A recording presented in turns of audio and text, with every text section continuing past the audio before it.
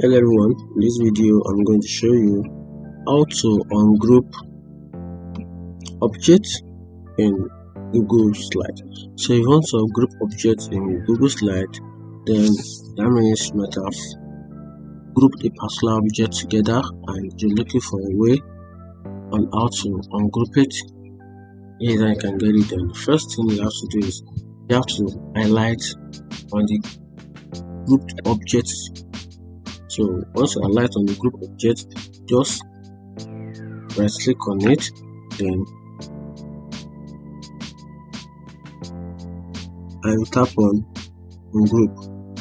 Perhaps here, if you don't want to do that, you can simply use the shortcut method, which is Ctrl-Alt-Shift-G.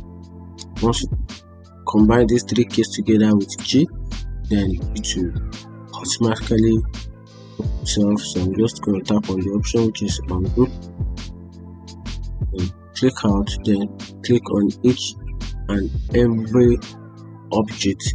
You'll notice that they are being